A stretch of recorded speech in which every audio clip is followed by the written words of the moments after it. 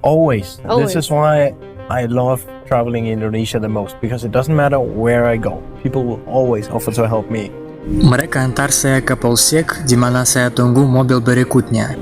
Kami minum kopi sama kue. Ganti mobil, masuk ke mobil ambulan. Seorang bule yang baru pertama kali menjakan kaki di Indonesia, tiba-tiba berhenti. Dia bengong, tertegun, bahkan sampai meneteskan air mata.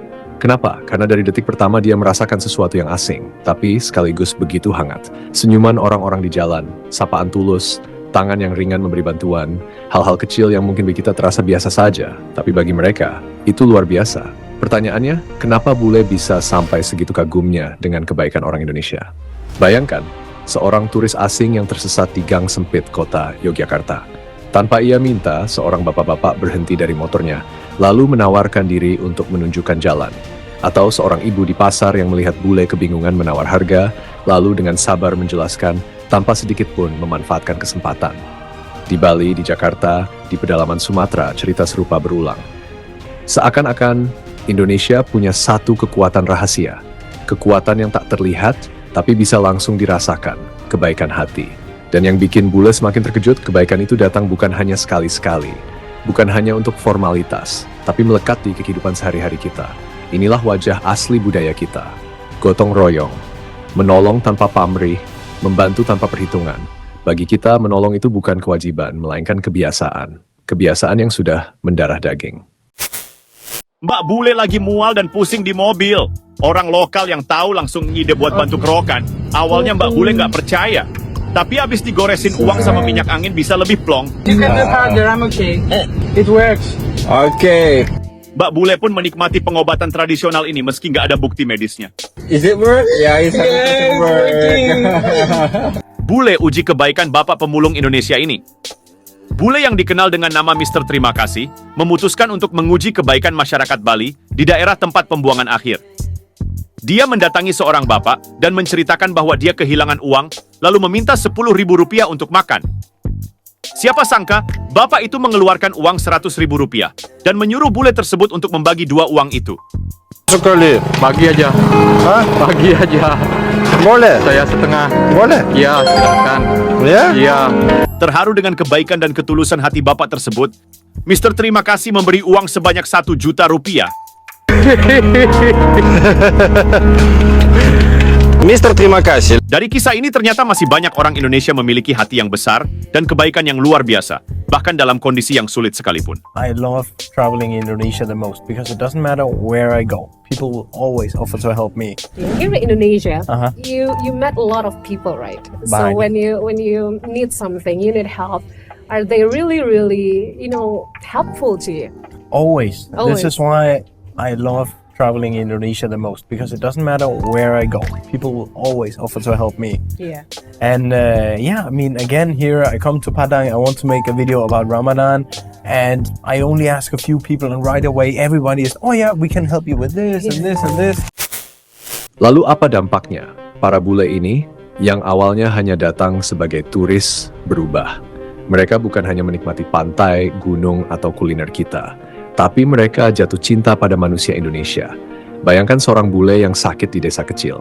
Tetangga-tetangga yang bahkan tak mengenalnya, langsung datang membawakan makanan, obat, bahkan menawarkan tempat tinggal sementara. Atau kisah bule yang ketinggalan dompet, tapi justru dikembalikan dengan utuh oleh tukang becak. Di negara mereka, kejadian semacam ini sudah mulai langka. Maka jangan heran, ketika mereka pulang, mereka bercerita dengan mata berbinar. Indonesia bukan cuma indah tempatnya, tapi indah hatinya. Dari situlah lahir rindu.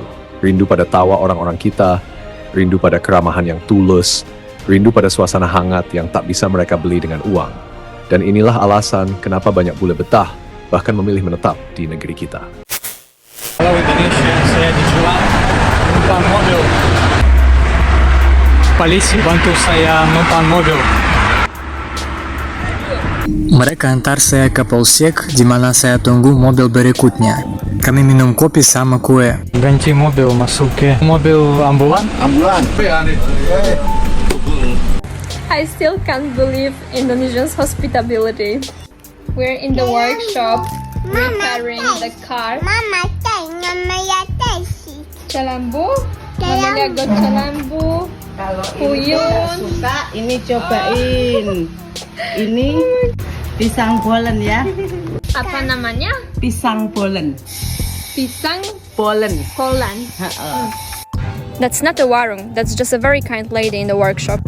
Turis asing ini terpana pada kebaikan hati pedagang donat dari Jakarta ini. We got some donuts. The girls are saying it's good.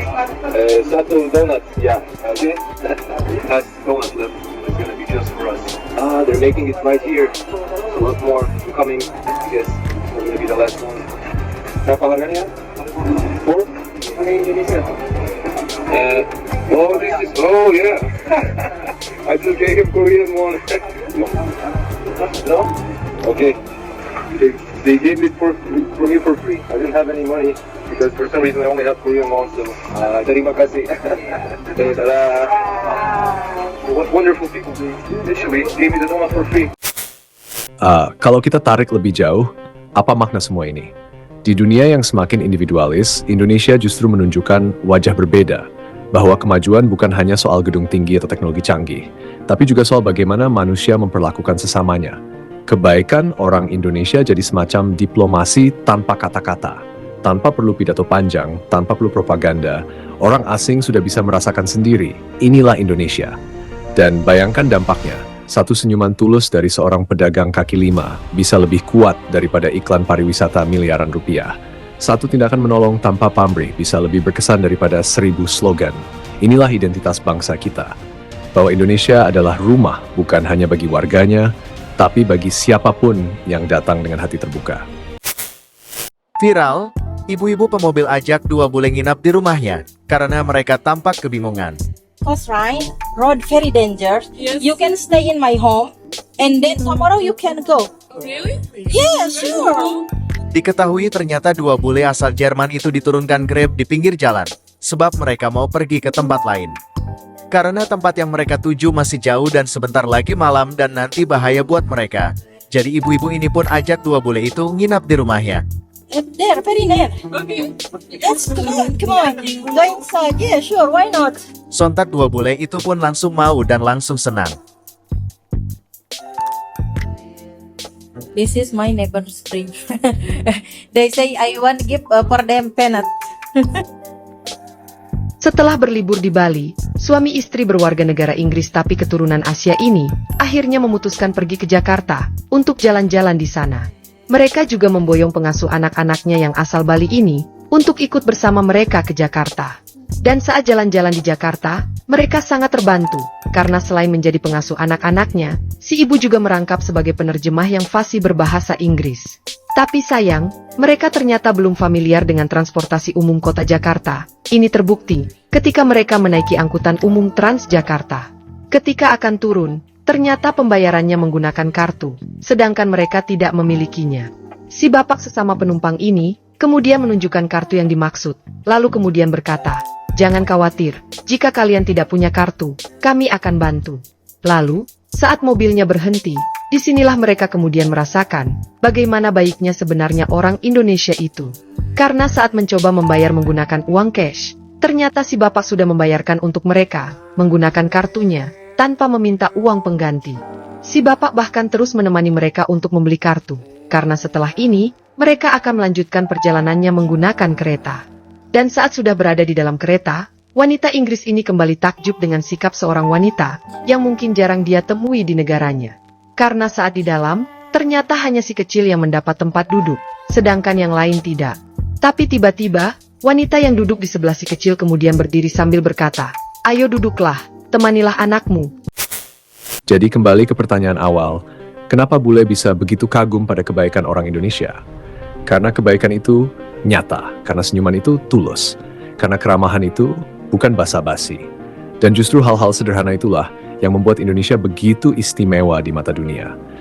Mungkin inilah makna sesungguhnya, bahwa kekuatan terbesar bangsa kita bukan sekadar pada alamnya, tapi pada manusia-manusianya.